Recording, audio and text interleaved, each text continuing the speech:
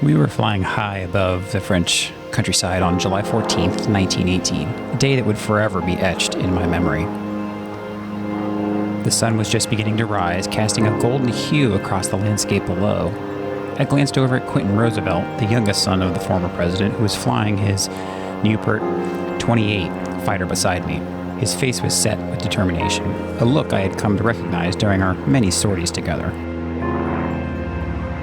Quentin and I had become fast friends since he joined the 95th Aero Squadron.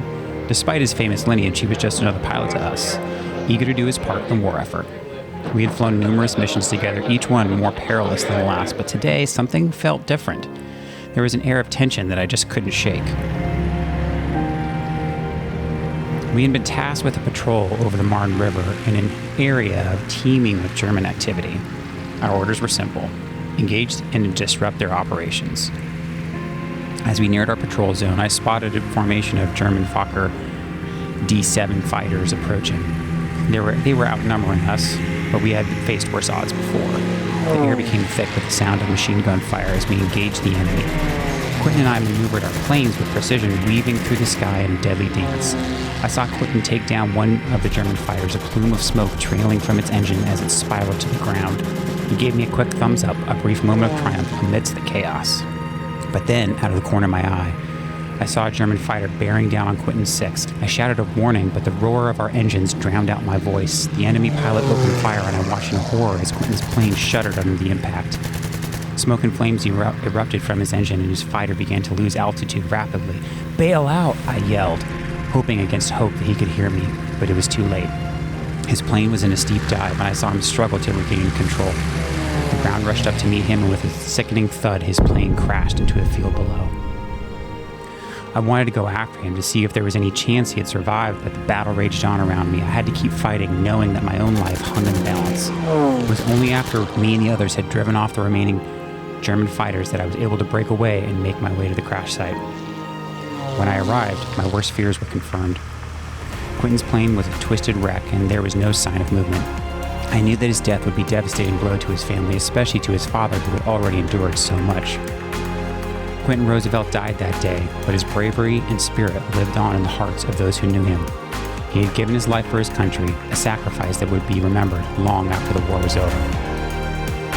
The news of Quentin's death spread quickly, and the rumor was that even the German pilots who engaged us that day paid their respects.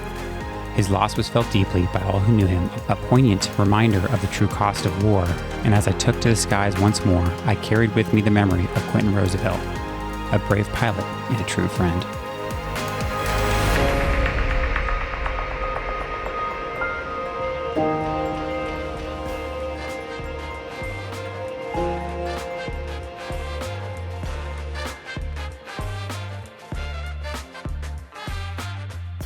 Welcome to Talk with History. I'm your host, Scott, here with my wife and historian, Jen. Hello. On this podcast, we give you insights to our history-inspired world travels, YouTube channel journey, and examine history through deeper conversations with the curious, the explorers, and the history lovers out there. Now, Jen, this will be, I think, our second Normandy podcast, but before we get into that, I do have something for our listeners, some news. You guys may have heard that I'm trying some stuff out. I've got stuff coming down the pipe, different potential premium podcasts, some newsletter stuff. I say all of that because we actually have one single place now where if you want to talk to us, if you want to chat with us, if you want to comment on these podcasts, you can go to thehistoryroadtrip.com and there's a place for us to chat there. So that'll be my centralized place for anybody who wants to ask questions about the podcast or who wants to say, hey, I love this part of it or whatever it is. You can find us over at thehistoryroadtrip.com and there's a chat function over there and we'll have just a running chat and you can see other people talking about the episode as well. So it's a really neat thing that we're starting up that's part of this new kind of newsletter and extra podcast that's coming in the future. So if you want to chat with us about these episodes, what I'm going to do is after each one airs, I'll start a running chat about what people thought about the most recent episode. You can drop us a line over there. You can say hello. You can follow along with other things that I'll be publishing over there. More in-depth travel type stuff, but also a place for us to chat with our podcast listeners. So because there's no universal comments, you can't comment on a podcast in Apple Podcasts or anything like that. That will be the place for folks to come and chat with us. That sounds great. Yeah. So that's thehistoryroadtrip.com. That's thehistoryroadtrip.com. The History Road Trip? thehistoryroadtrip.com. So last week we talked about Gold Beach, right? That was your first day at Normandy. And on your second day, during on actual D-Day, the actual 80th anniversary, I believe it was before you went to the kind of ceremonies and stuff, you went over to the Normandy American Cemetery, and you got to visit some grave sites of some pretty well-known historical figures over there. So that actually was the day of the 80th ceremony. It was because there were so many heads of state and government officials that were going to be at this 80th anniversary ceremony at the Normandy American Cemetery. We had to be there about 5-6 hours before it started. We had to go through security, go through tents, have everything checked, have our credentials with us. And so I had a lot of time at that cemetery and made a video from there, which I wanted to do anyway. But because this was such a busy, crowded weekend, the first day we were in Normandy, we were supposed to go to the American Cemetery, the Normandy American Cemetery, but it was they closed it because so many people were there. Okay. So I was able to do it that day. So I'm there the day of the 80th anniversary. Yeah, you were there on June 6th. 2024. So it made it that much more significant when I got to put sand from Omaha Beach into a specific grave that we'll talk about my connection to. It made it that much more significant to be able to do that day. So yes, I'm there on the actual anniversary of D-Day. Yeah, no, it was really neat. And we're going to talk about these, not in exactly the order you got to visit them.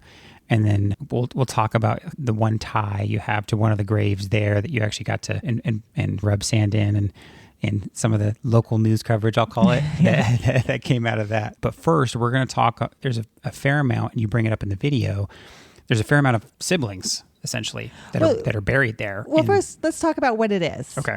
So this is a American cemetery in France. And it is run by America. And even though it's not American soil, they have plants and things that are indigenous to America. And it is all paid for by Americans. So there's only Americans buried in the cemetery. I didn't realize that. And it was established pretty shortly after D-Day. So June 8th, 1944.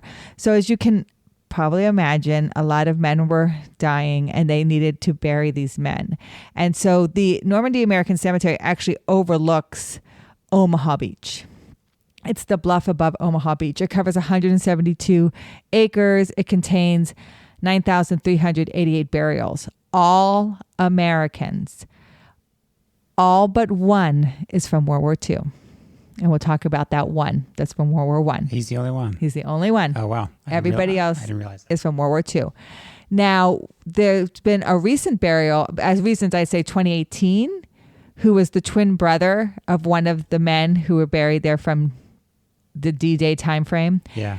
But he also served in World War II, and he wanted to be with his brother. So there's some specifics, even if you want to be buried there. Yeah. So I actually went to the website and I looked it up. The most recent burial, this was when I checked the website like a week ago, was actually in October of and it was, they said Air Force, but It was Army Air Corps back then.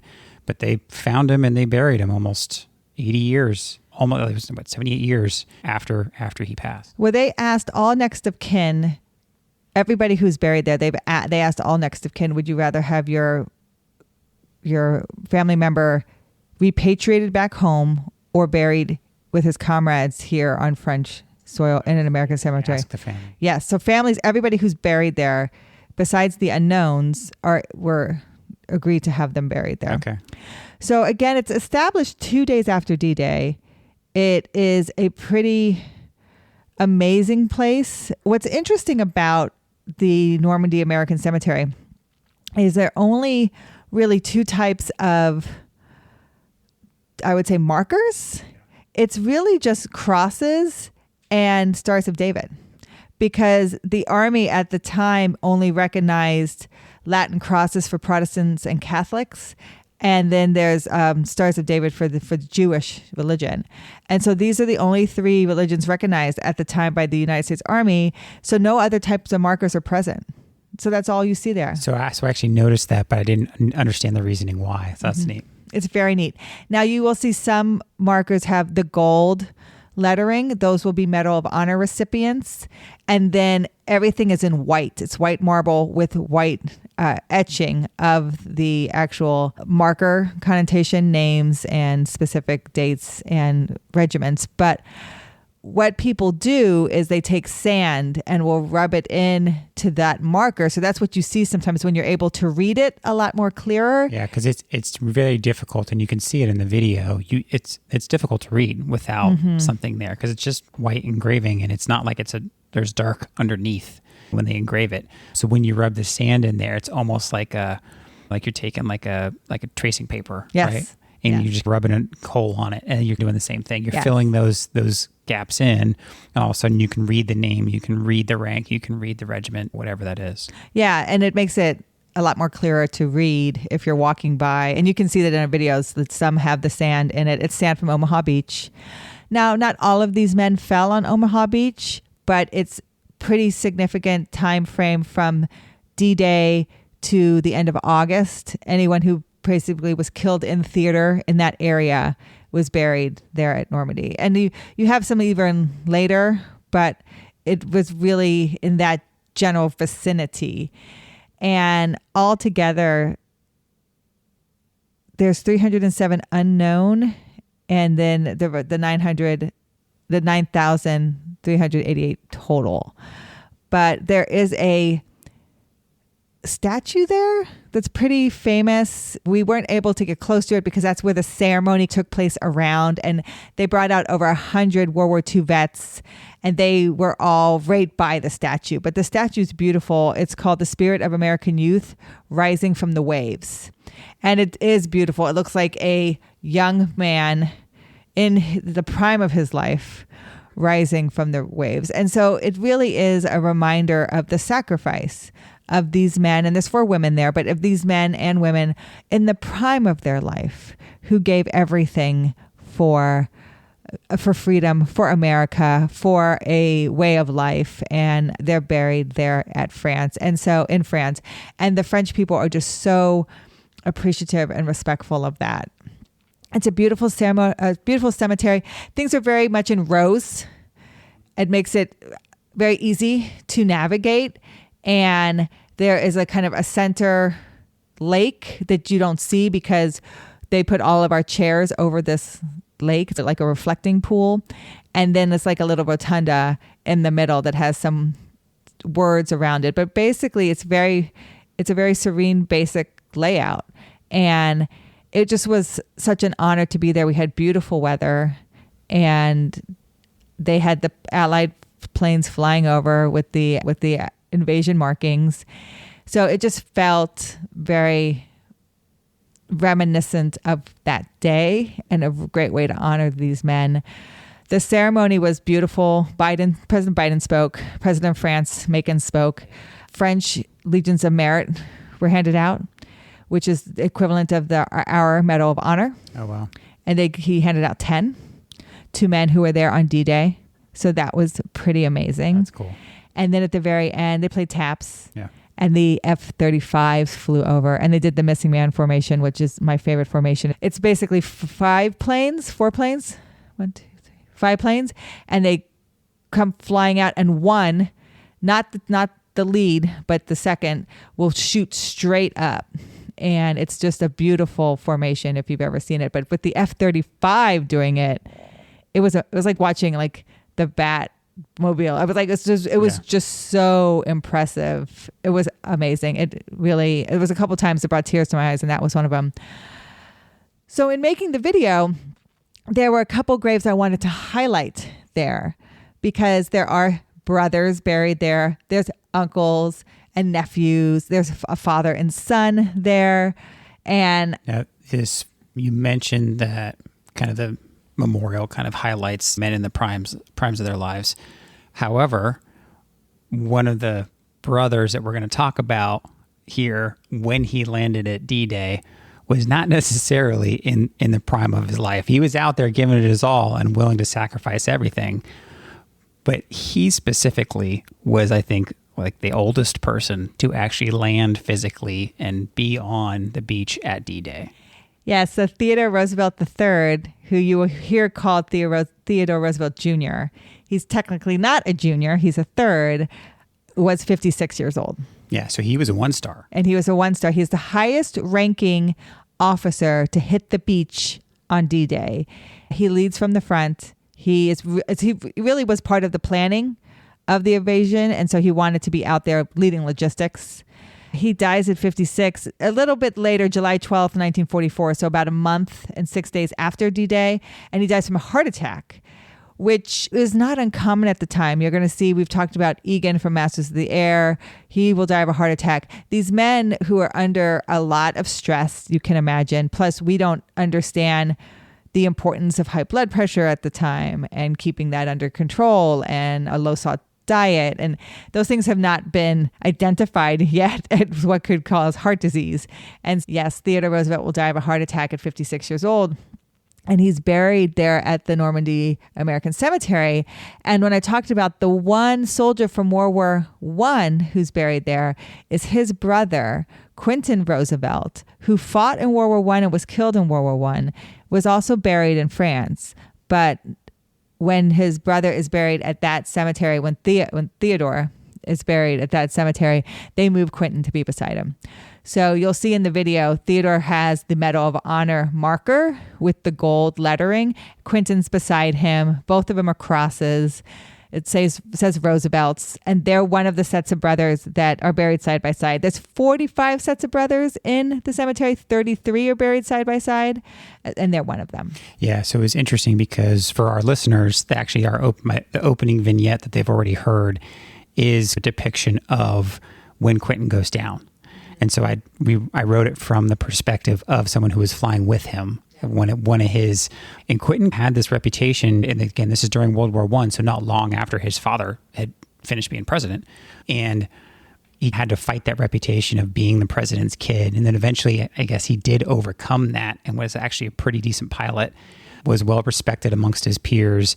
And I believe even when he died in aerial combat, I think it was the Germans who had shot him down, but even those in Germany actually took notice and expressed their almost condolences. Respect. Mm-hmm. Yeah, respect is probably the best way to say it, because of his father and because of what they knew that the family had endured right at the turn of the century. Yes. And coming into World War I. So he was the youngest son. He's the youngest son of the 26th president. He's a first lieutenant at the time, so you can imagine he's young.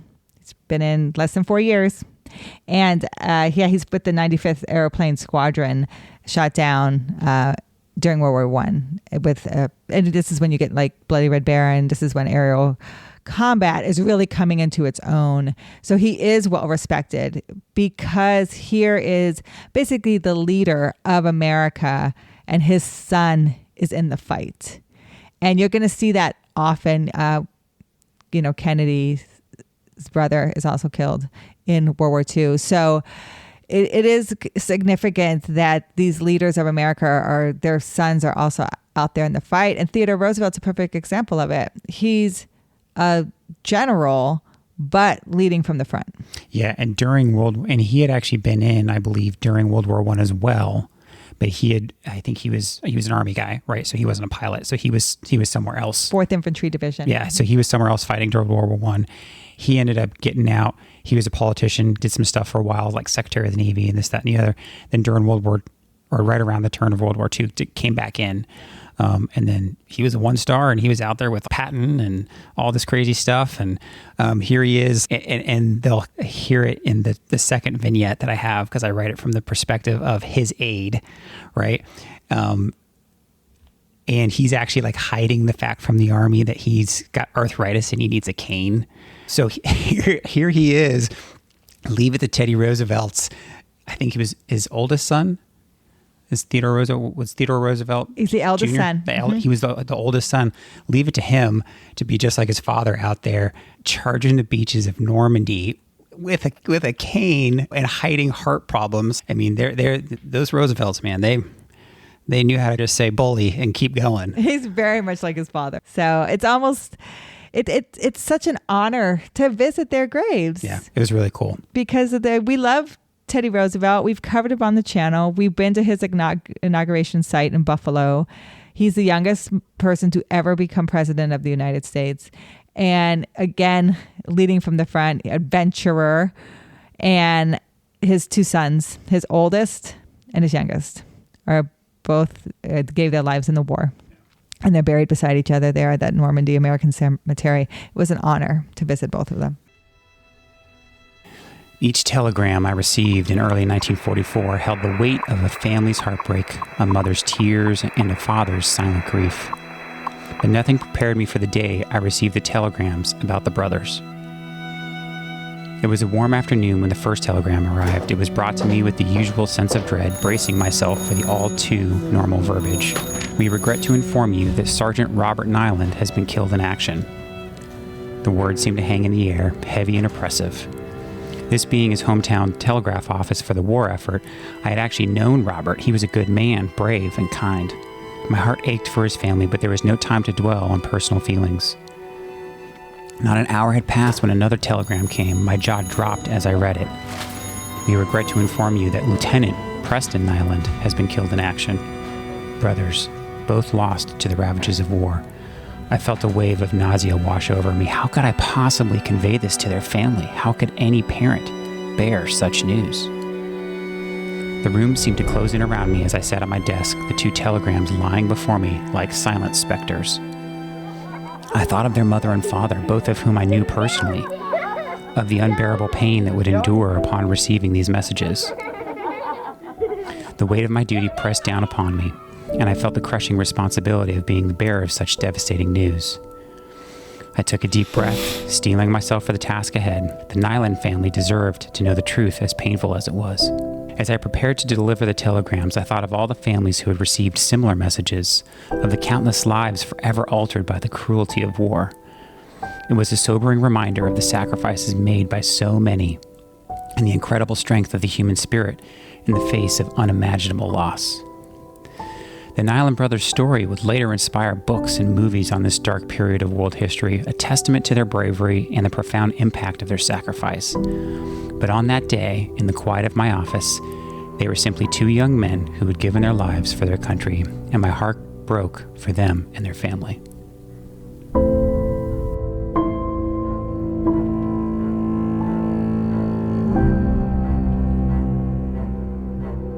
Yeah, it was pretty cool. And now one of the another set of brothers that you actually went to go visit were the Niland brothers. Now these are the brothers that kind of were part of the inspiration for Saving Private Ryan.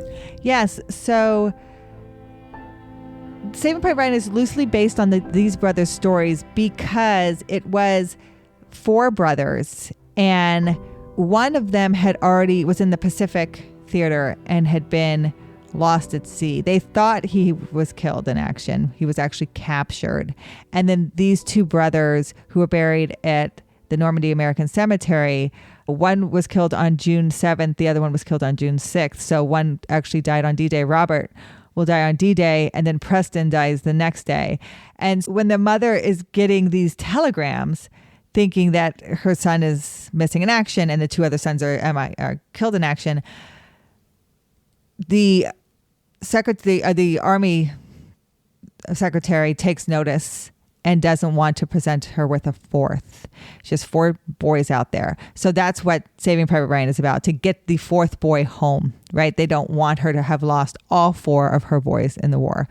And that's basically what happens. The fourth son is found, and he fought through the first couple days of the Normandy campaign, and then 9 days following D-Day, he had gone to the 82nd Airborne Division to see his brother Bob. And once he arrived there, he was told that Bob had been killed. And then he was shipped back to England and then back to the U.S. because that's when they realized. So it wasn't like somebody had found him. It wasn't like they searched him. So it wasn't quite like the movie where they were looking, they sent a unit to go find him. He went to find his brother, found out his brother was killed, and that's when they're like, we need to send you home. Gotcha. And so he ends up getting the Bronze Star for his service. And then Stephen Ambrose writes about it in Band of Brothers, and that's where Saving Private Ryan is loosely based on him. And then the second brother, he's imprisoned in the Japanese POW camp. He was captured May 16th, 1944. So less than a month before D-Day. Oh, yeah. So he was already reported. They already thought he was gone. Yes, they already thought he was gone. And so they did not know that he was a POW at the time. So she ended up getting both of her boys back because he's liberated May 4th, 1945, right about the time the war is ending. I think he lives till the 80s or something like that. Yeah, he lives into 1984. He dies at 71. So she gets two of her boys back, thinking that she wasn't going to get him back. And so the Niland brothers, Preston and Bob, are buried beside each other. And like I said, Bob was killed. He's part of the 82nd Airborne Division. He's killed in action on June 6th. And then Preston, he's part of the 22nd Infantry Regiment, and he's killed in action on June 7th, both at Normandy, and they're right beside each other. It was a very, I hate to use this term, it's a very popular location. People seem to know about the Niland brothers, and so there was a lot of people taking pictures there. Yeah, I mean, it was the same thing with the Roosevelts. Like, even when you were out there filming, there's, like you said, there was a lot more people there than normal, so you could see where the popular spots were. The Roosevelts were popular. The Niland brothers were popular. Some gents we're going to talk about a little bit later. I think some folks were hovering around there. But this next one that you have a personal tie to, this one you had actually, throughout the day, I think you would actually hit this one first before the ceremony. And if I remember correctly, earlier in the day, they were like limiting who all could visit the graves. And so they was like, hey, this is if you have a family tie of sorts.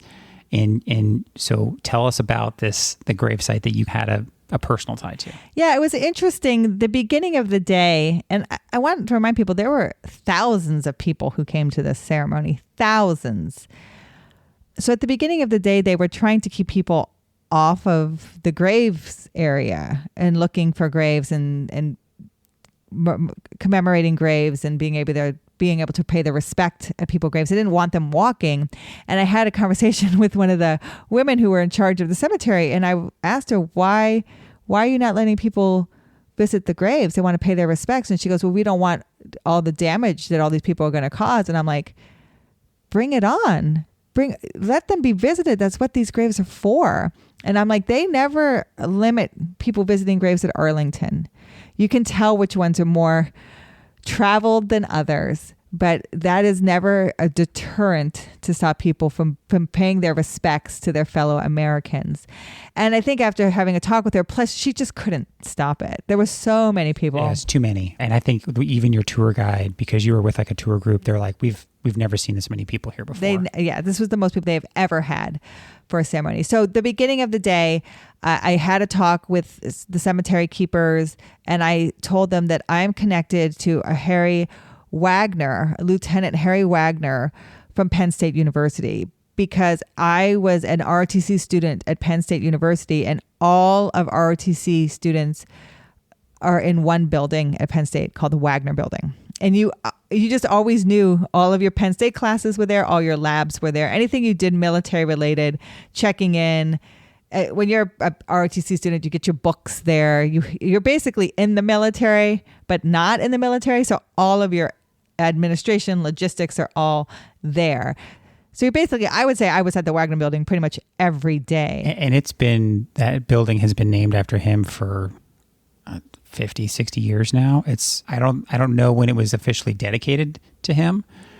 I don't know if it was in the 40s or the 50s, but you think about how many people have done Penn State ROTC over the years. That's how many people have gone through and learned and started their military careers in the Wagner Building. Yes. And so to know Harry Edward Wagner was a 1941 Penn State graduate, and he served in the 82nd Airborne, and he fought to liberate France on D-Day. He was there on June 6th. He was part of the men who jumped that early morning of June 6th, 1944. Now, he doesn't get killed on D-Day. He's actually killed about a month later on June 27th, 1944. But like I said, this Normandy cemetery was used pretty much for anybody who was killed in the area from D-Day to about the end of August, September, and even people still today. And so it was 3 weeks after landing behind enemy lines that he was actually killed in action on June 28th, 1944. So it's dedicated in 1960. Okay. So it's built in 1958, dedicated in 1960. I think they needed a dedicated ROTC building, and they named it for a Penn State graduate who was there at D-Day and gave his life at D-Day. And so his grave is there, and I was able to find it. I was able to walk out to it with a cemetery representative who brought sand from Omaha Beach. Yeah, she had a little bucket. A bucket of sand. And this is when I say you can't really read the markers unless something is in it. And that when you put the sand in it, and you'll see in the video how much of a difference it makes. And I was able to put the sand in one handful and get it filled in all the lettering of his name. And it'll, of course, say his division, and it'll say the dates and his rank and what state he's from. And so we were able to do that, and then we were able to leave a Penn State flag. Each grave was already adorned with an American flag and a French flag, but I was able to leave a Penn State flag for Wagner. It meant a lot to me. If you're a Penn Stater, you understand how much this means. It meant a lot to me to be able to do that. And the listener, you guys have to understand that Jen was dressed up in this little kind of pinup style. So she had her hair done up, and she had her clothes were that yellow polka dot. I wore red polka dots, like Rosie the Riveter. Red polka dot that day. And so she was kind of done up. And then there was like a French TV station that was there that saw you guys going over.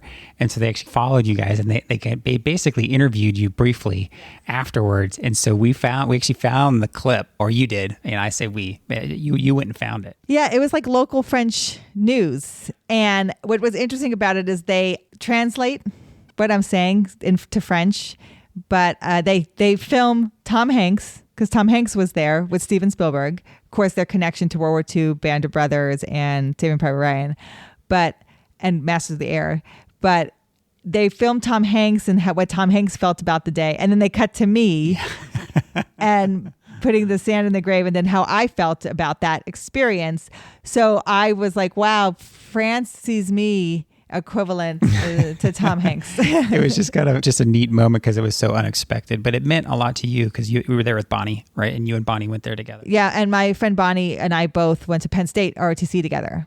So we were both Penn Staters. It was meant a lot for us both to be there to do that. I mean, if you understand how much significant the Wagner building is to you as an ROTC student at Penn State, you would understand what it meant for us to be able to do that for him because of what he has meant to us. So it was one of probably the biggest honor I got that day. Probably my whole time there. It was such an honor to do that and to be able to do that for him. Now these next couple folks we're going to talk about, they're not brothers in the traditional sense, but they are brothers in the non-traditional sense. And that's because they are both were part of Easy Company as part of the Band of Brothers.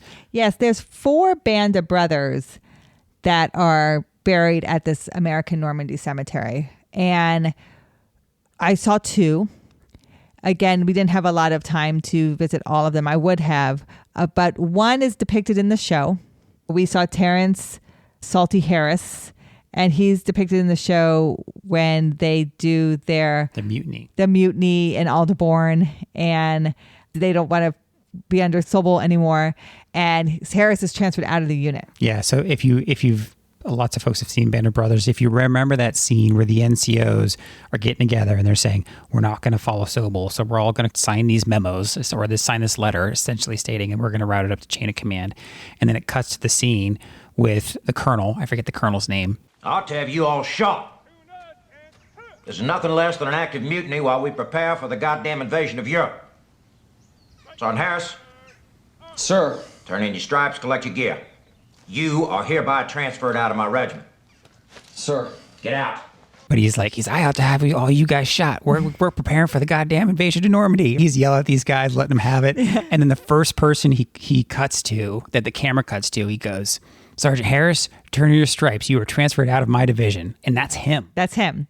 So Terrence Harris is 23 years old.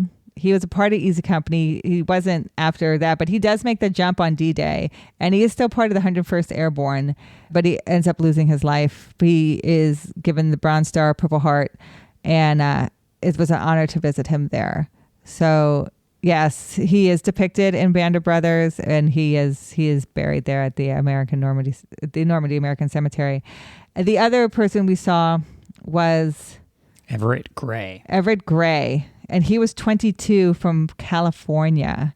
It's just, he's killed June 8th. It's just so amazing to me, the ages of these men. That's why it was when that statue talks about the sweet youth, giving your youth, the spirit of American youth. It's just such a sacrifice. You're giving your youth away. And like I said, Terrence was 23, Gray's 22. These men never, did they experience marriage? Did they experience children? So much they never got to do. And for me to be there and to pay my respects to them, I'm just so honored to have done it. Yeah. When you think about it, it really does put things in perspective, because there's thousands upon thousands of men that lost their lives during World War II. And the vast majority of them are probably going to be in their 20s. And so when you visit them over there in the location where they lost their life, in a place like Normandy, it's just that more impactful. Now, the last couple folks there, not brothers, but I would say that they were probably sisters. Yes, in a sense. So you're going to have 4 women in the cemetery, which I love because it's just so important. Women represent. They did fight in World War II, and they did, I would say, fight. They fought in their respective areas. You have nurses. And these women were part of the 688. So the 4 women at the Normandy American Cemetery, 3 are 6888, 1 is a nurse. And so I visited 2 women from the 6888. Now, the 6888 we've talked about them before. We actually, probably multiple times, I think we have a full another podcast episode that if I can find it, I'll put it in the show notes.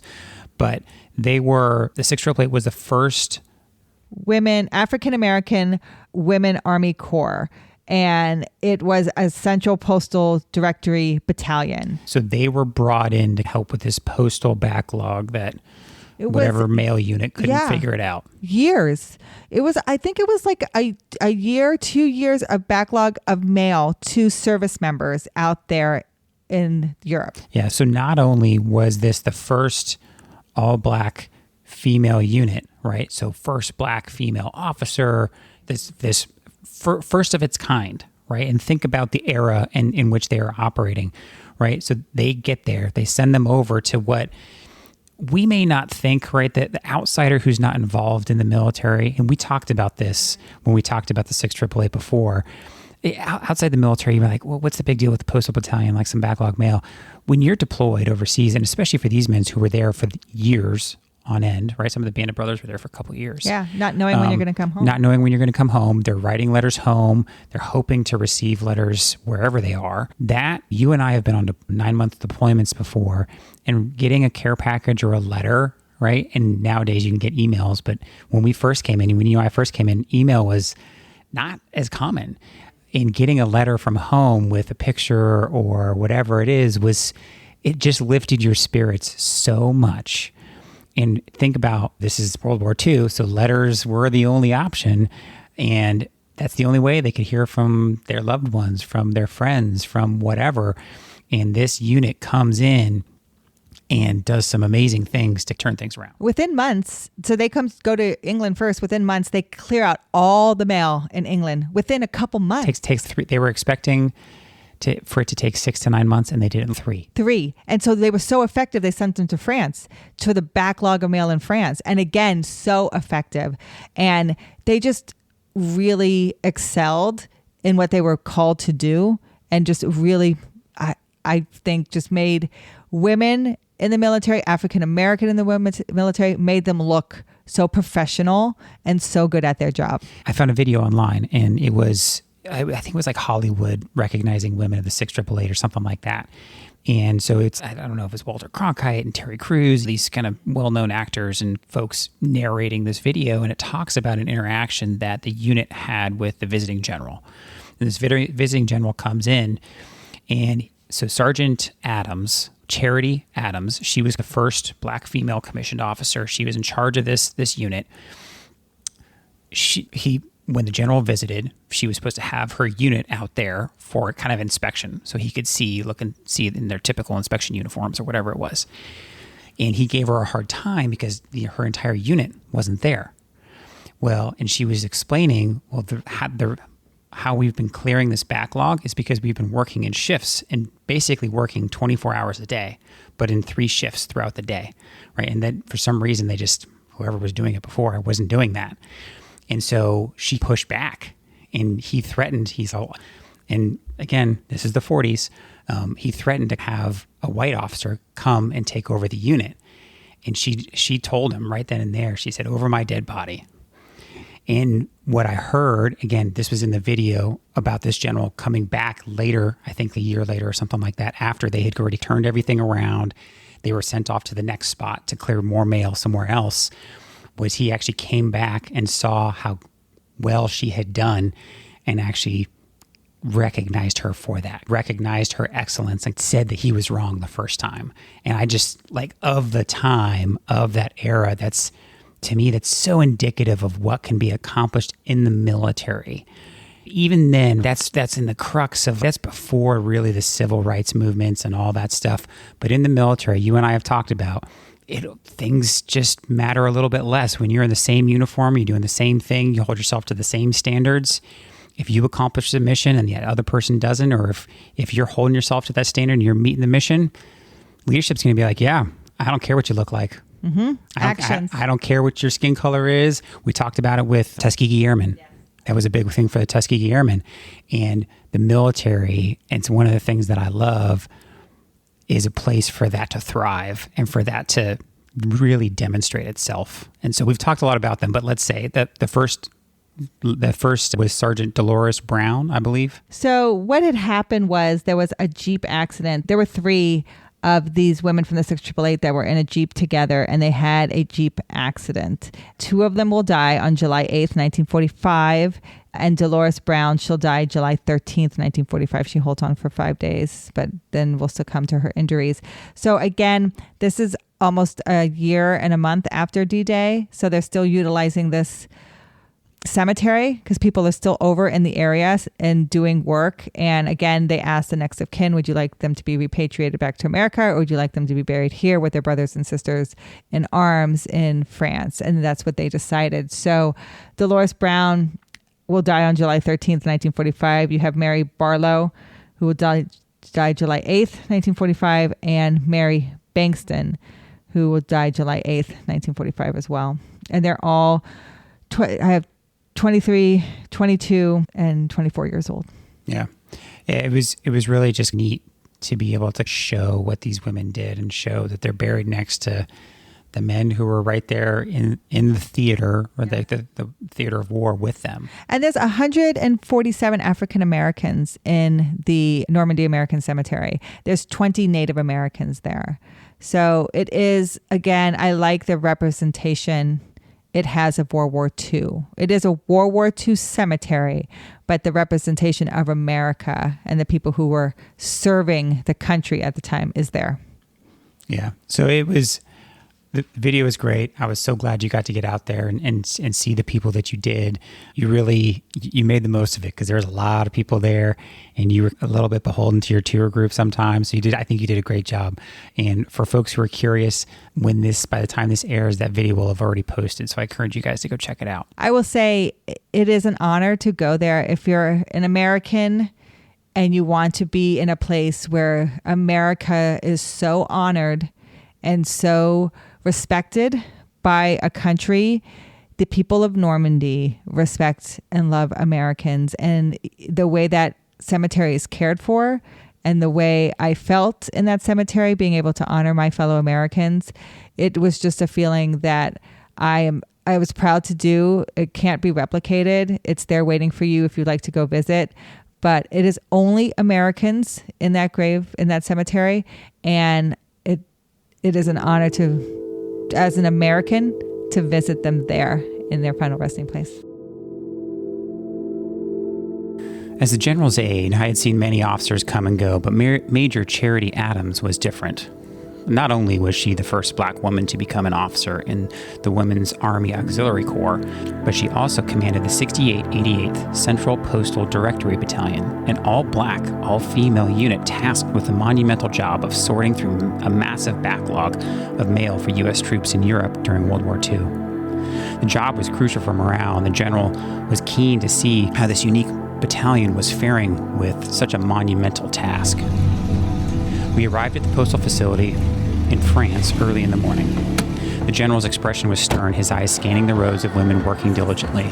Major Adams was at the forefront, her presence commanding yet approachable. She greeted us with a salute and a confident smile. "Welcome, General," she said. "We are honored to have you here today." The general nodded curtly, clearly reserving judgment. "Show me what you've accomplished," he said. As we walked through the facility, I couldn't help but notice the efficiency and precision with which the women worked. The rows of mail bags that had once overwhelmed the space were now neatly organized. The women moved with purpose, their faces focused and determined. Major Adams explained their process, detailing how they had streamlined the sorting and delivery operations, working in phases 24 hours a day. "We started with nearly 4 million pieces of undelivered mail," she said. "Now we're down to just a fraction of that, with new mail going out almost as soon as it comes in." The general listened intently, his expression softening as he observed the progress. It was clear that Major Adams and her battalion were far exceeding expectations. After the tour, the general pulled me aside. "This is impressive work," he admitted. "I had my doubts about an all-black, all-female unit handling such a task, but they've proven themselves more than capable." Later that day, as we prepared to leave, the general approached Major Adams once more. "Major Adams," he said, his tone now warm and respectful, "I want to commend you and your battalion for the outstanding job you've done here. You've not only met but surpassed my expectations. The work you've done is critical to the morale of our troops, and you should be proud of what you've accomplished." Major Adams stood a little bit taller, her eyes shining with pride. "Thank you, General," she replied. As we departed, I couldn't help but feel a deep sense of admiration for Major Adams and the women of the 6888, as they became known. They had faced immense challenges and skepticism, but had risen above it all to perform their duty with excellence. And who knows, maybe they'll inspire future soldiers to join and serve when they hear of the amazing work they did in these dingy warehouses of World War II France. Thank you for listening to Talk with History Podcast, and please reach out to us. And if you want to chat with us, you can go to thehistoryroadtrip.com. That's thehistoryroadtrip.com, and that will be a place that we can actually converse a little bit about particular episodes. So I'm going to, and not just with us, you can chat with other people who are listening to the podcast as well. So go to thehistoryroadtrip.com. Now, if you know someone else that might enjoy this podcast, please share it with them, especially if you think today's topic would interest them. Shoot them a text and tell them to look us up. We rely on you, our community, to grow, and we appreciate you all every day. We'll talk to you next time. Thank you.